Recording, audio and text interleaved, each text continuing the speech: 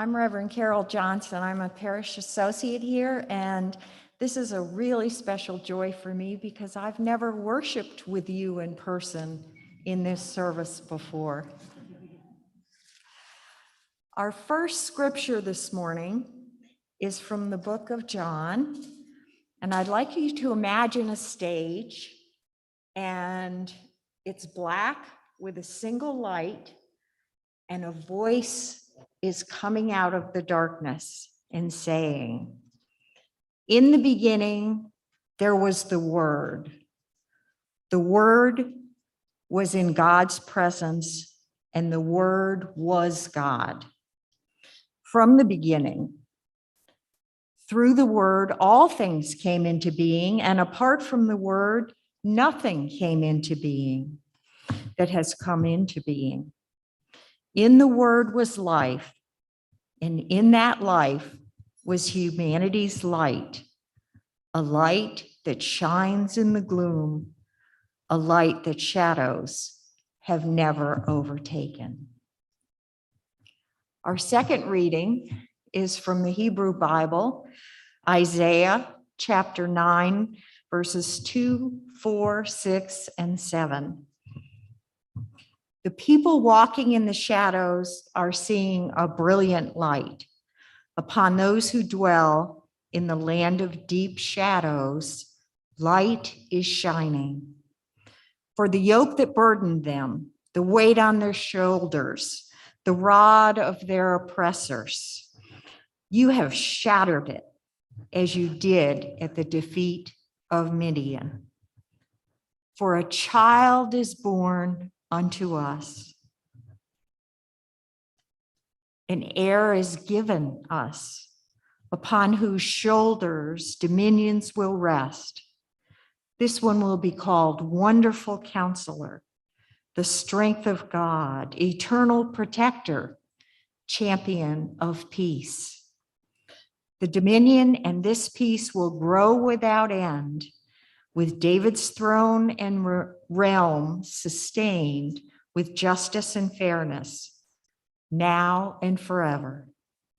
The zeal of the I who am omnipotent will accomplish it."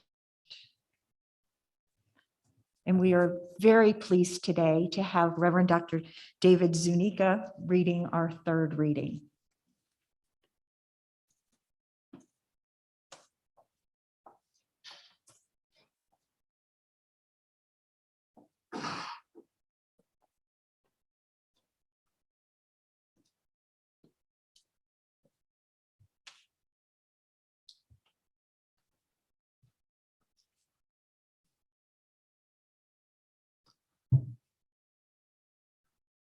This is a reading from the Lotus Sutra, which is an East Asian Zen text.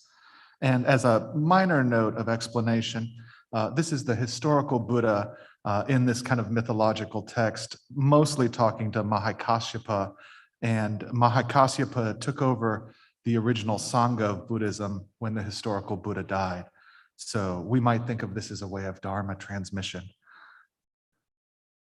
At that time, the world honored one, having finished reciting these verses, made an announcement to the great assembly, speaking in these words: "This disciple of mine, Mahakasyapa, in future existences, will be able to enter into the presence of 3,000 billion Buddhas, world-honored ones, to offer alms, pay reverence, honor, and praise them, widely proclaiming the innumerable great teachings of the Buddhas. And in his final incarnation, he will be able to become a Buddha named Light Bright, thus come one, worthy of offerings, of right and universal knowledge, perfect clarity in conduct, well gone, understanding the world, unexcelled worthy, trainer of people, teacher of heavenly and human beings, Buddha, world-honored one." This is from the Lotus Sutra. Thank you.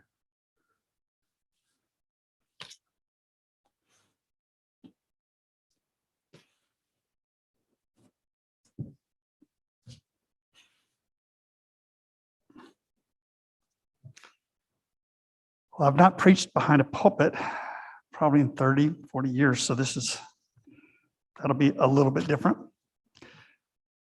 I'm so grateful, first of all, for the people that, oh, that's right. Thank you.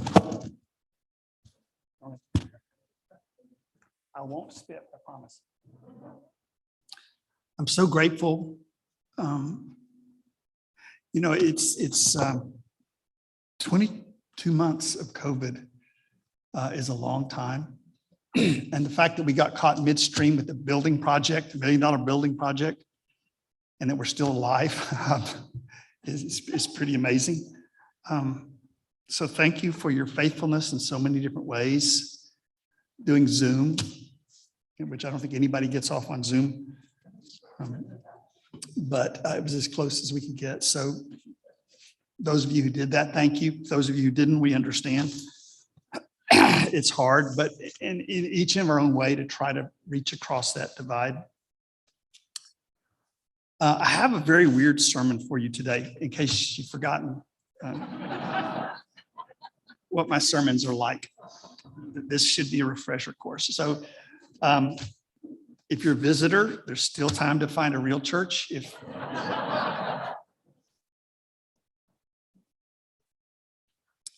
We're looking today at a very, very strange passage. And I think people forget how strange it is. I don't know, like at Christmas pageants, every Christmas pageant, when they get to this text, everything gets just a little weird. Everybody just kind of goes numb because you have like the story of the little baby and you get that, Matthew, Mark, Luke, little baby, a donkey over there, the loving mother, hay on the ground, animals all around it. And you get to that passage where it says, in the beginning was the Word, and the Word was God and with God, or God with God. And everybody's just kind of nodding like that makes sense. And, that was one of the things that became torture when I was a child in church. It's like, and the Word was with God and was above God and below God, and was 76 degrees most days. And the adults were all sitting there nodding and going, this doesn't make any sense at all. So I had a passion when I got to college. I suppose it was my mom. I don't talk much about my personal journey, but the earliest memories I have are of the sense of calling. There's something I should be doing. And I'm not sure if that came from God or my mother or, a television show in the background, who knows? But I was so frustrated as a child in church by things that didn't make sense. I felt like I'd been given a flashlight where the batteries were gone. This is supposed to illumine life. Believing a flashlight does not help you in the dark. So I really looked at the text and I realized there's something deeper in here. There's something throbbing through these stories. And I feel that what John is giving us in this prologue is a kind of decoder ring for the rest of the story. And I think what John is saying is, what you're about to read are a bunch of parables that illustrate profound religious truths, spiritual truths. But they're not the truths of somebody else long ago, far away. They're the truths of what is happening in your life. It's the sacred, the wisdom within your experience that we're looking for. And I think in a lot of ways, many Christian churches just shut down on that, where that was seen as blasphemy. It was all about Jesus. Jesus was the only begotten one of God, and anybody else, is a heretic. But if you look at the text, the point, Jesus wouldn't have needed to come down to heaven to talk about how great he was. But he wanted you to understand how great and profound your life is. He didn't come here to say he was the light of the world. He came to say you are the light of the world. And for you to understand that you're the manifestation of something very, very important. And if a certain idea of Christianity or belief doesn't work, that's okay. Because the word that's being talked about here is the creative principle of the universe. The book that I'm talking from today is a witness to that word. But physics is the word. Mathematics is the word. Art, the patterns of beauty, the patterns that are in music. The word is whatever that pattern is that creates everything. So John is going to say that pattern that from the beginning that created everything is in you. The story is Jesus, but in all of the mystery religions, the point was for you to awaken. Jesus didn't come to tell you what to think or how to behave, but who you are. So this first prologue in John is like the legend of a map. Have you ever thought a map is like a coded picture? The roads aren't really red. If you take a map literally, you're in trouble. You're not going to find a star at the capital of most states. Texas is the exception.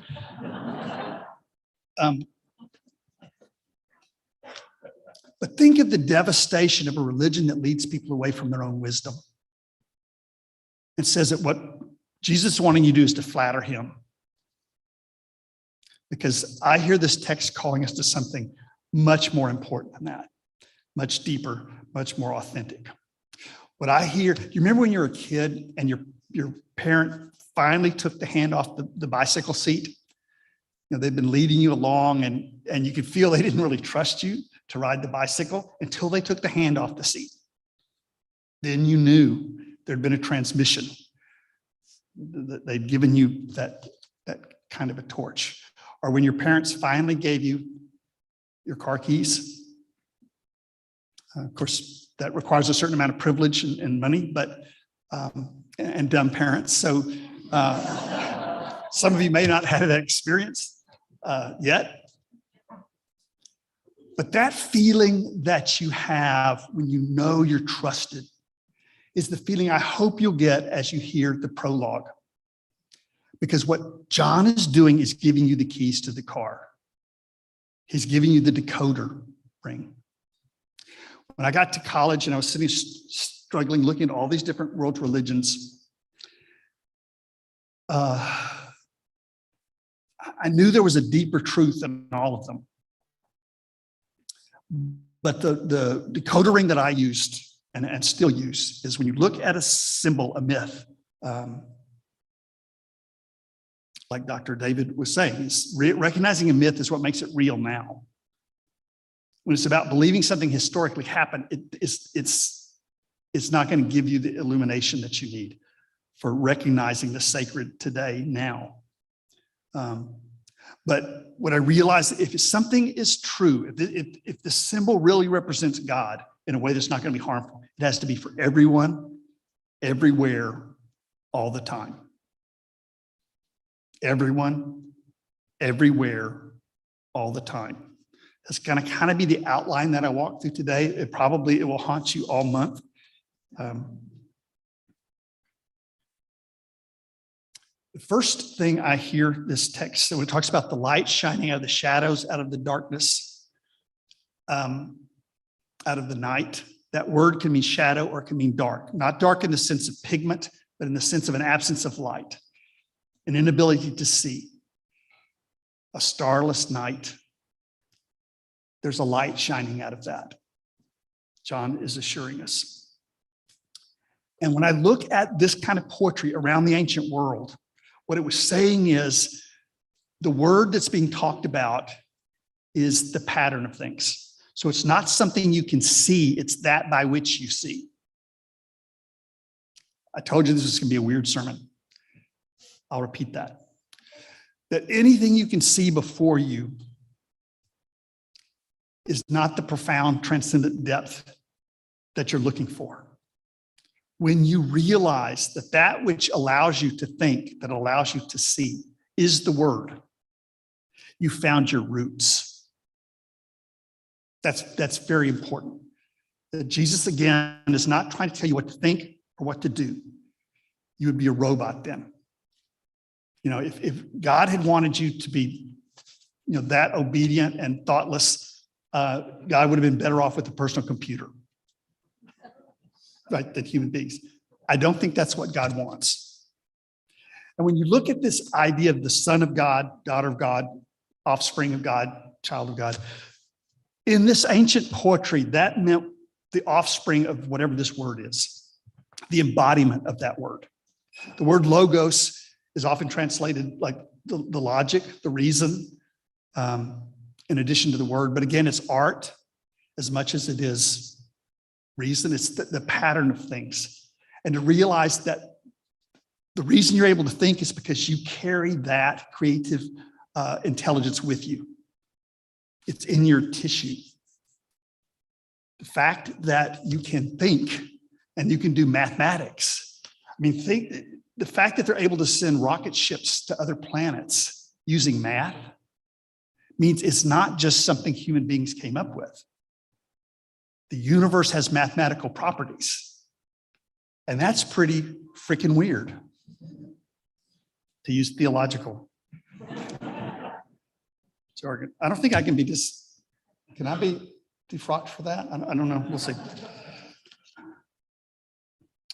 But this idea of the offspring of God, if you really look at the Christian Testament, it grows. Mark has Jesus adopted as the child of God, the Son of God, the daughter of God, right? Because of faithfulness and this kind of thing, God says to Jesus, on this day, you're my beloved child. On this day, I've begotten thee. So that's an adoption thing. And Luke and Matthew, in the kind of volcano god idiom, God impregnates an earth woman. So I'm less charmed by that. But again, it's the idea that the sacred works through us, that we don't have to invent it. We don't have to craft it. We don't have to find it. It's born through us. That's the imagery of that. We'll talk some more about that next week. But for John, he's saying it's always been that way. This word, this logos, is that by which creation happens. And therefore, you are the embodiment of that creative intelligence. Before the worlds were made, that intelligence in you was already there. You are the incarnation. You are the word made flesh. Kind of thing. In this ancient poetry, it was like humanity evolved, a light was turned on in the universe. Now, I can't say dolphins don't do it too. I don't know. Maybe other animals that are sentient like that, but or conscious like that. But in this poetry, it was saying your mind is the universe becoming aware of itself. And that's very miraculous, whether you believe in God or not. That idea that the universe has come to consciousness through you is, I think, part of the gift that Christmas is trying to give. And I think we get it at Christmas. Christmas is the one time in the year where Christians understand mysticism. You just kind of feel it in your bones, and the stars and the shepherds and the, three wise people from someplace else. Those are mythical narratives so you can feel this truth. It's not good enough to think it. You have to feel it with your bones. And so these parables, these songs, these poems are ways to feel that truth in your own body. Here's some other ways that's expressed. One of my favorite ways of understanding this part of John is to read a Jewish philosopher named Philo of Alexandria. Alexandria was where the great library was. And you had Hindus, you had Buddhists, you had all kinds of scholars from all over the world. This was a Jewish scholar, and this is before Christianity. So he's not talking about Jesus here. He's using the same poetry system, but he goes, if anyone wants to use plainer words, they would say that the world of the mind was the word of God, already making a world. In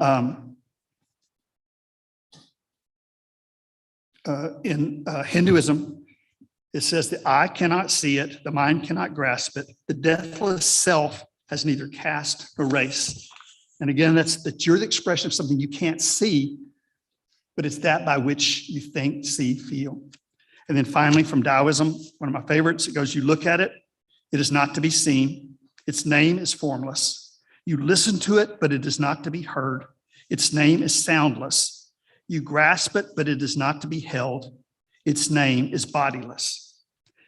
I think the paradoxes of Christmas are the one time when we get some of the Buddhist Zen puzzles and riddles that are there. They sound like contradictions, but they're calling you to a deeper feeling and understanding things. So the first thing I think this light shining out of the shadows means is that you don't have to look for the word. You have to realize that that is the wisdom by which you are thinking, and align yourself to this, the larger, the natural, the cosmic creativity. And the second is because it's universal, you don't have to go looking for it. And this was such a relief for me. I felt like there was a bus somewhere I had to catch. I felt like I had this call and there's something I need to do and nobody seems to know what that is. And I'm going to miss it if I'm not careful. What I think this prologue is saying is that whatever infinity means, you're already in it. Right? You can't look for something that's everywhere.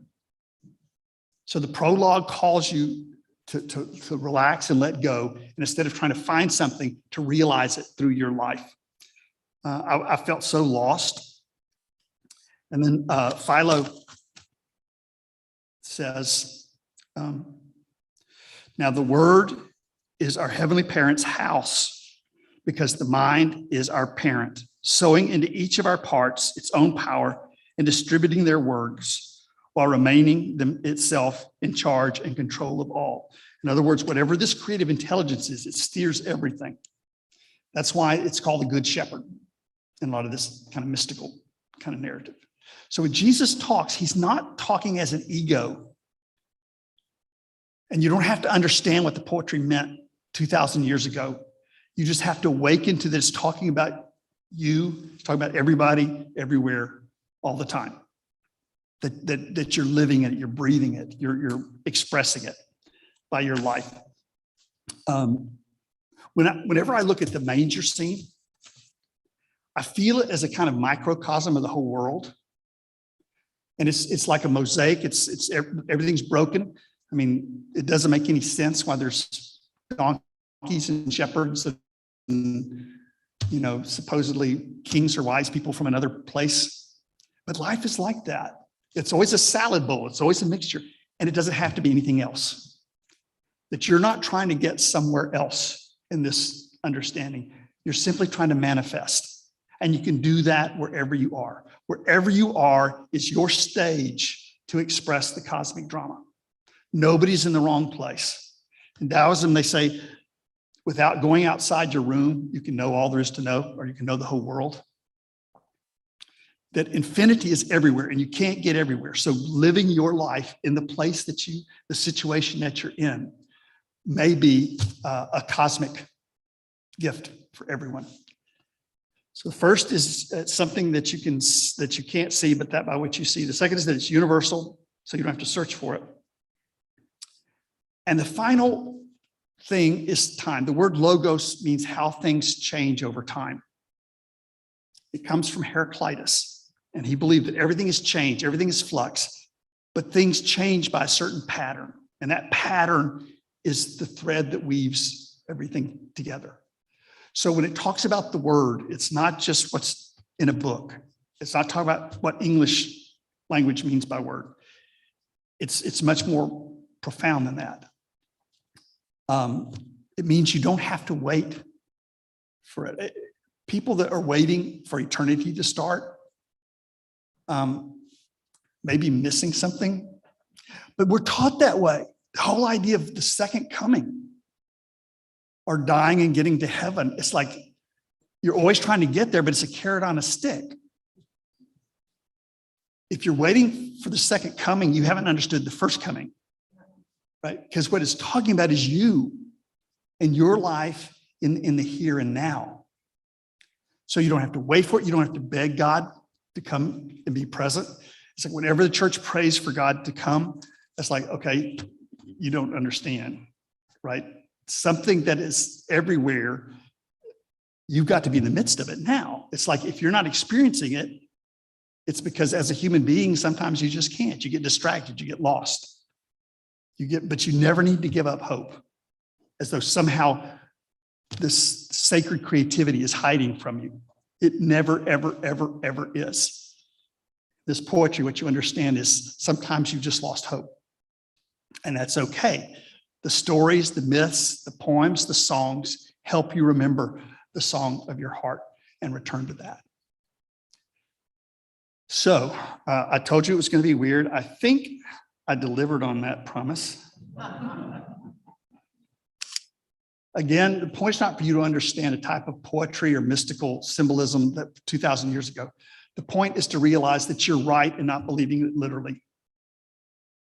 You're also right in trusting your heart when it tells you there's something really important here. There's a door to life. There's a window to life in these stories.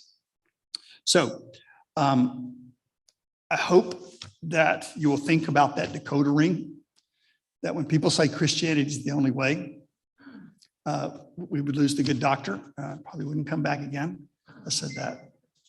So I'm just going to hint it. And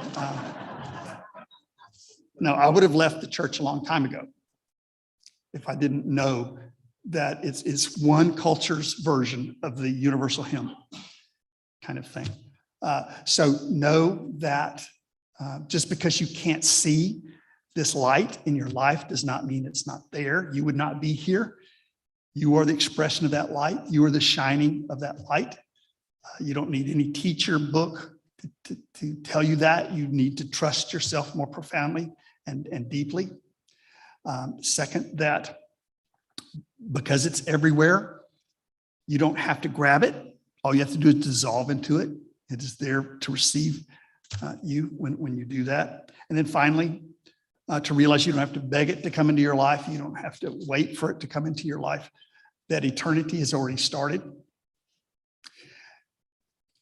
When we look at that, the charm of the Christmas story can be there 365 days a year. If we look at the whole Bible the way we look at the Christmas story, it's mythological. It's a hymn. And that's what makes it so incredibly valued to it, because it's talking about us and our lives and how our lives intertwine.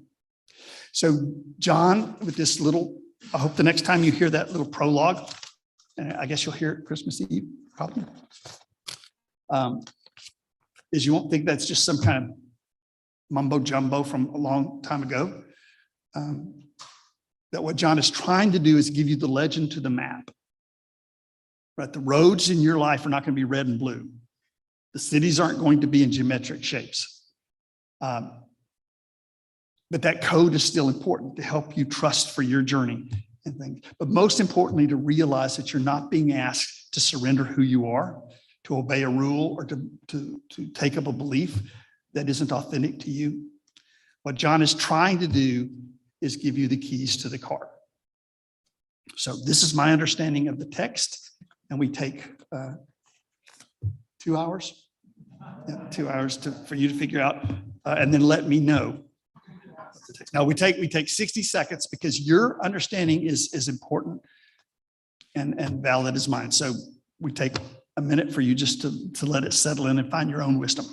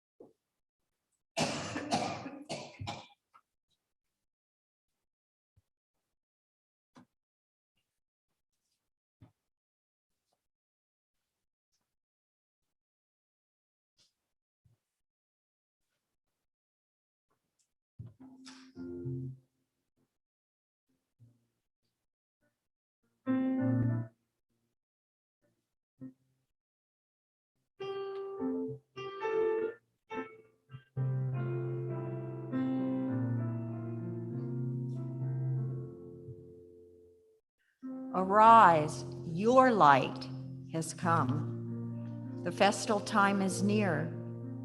The shadows cannot overcome God's Spirit dwelling here.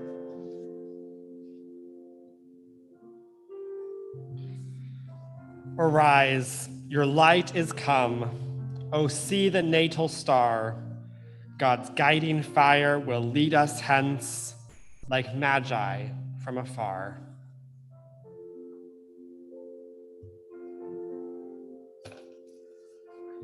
Arise, your light is come.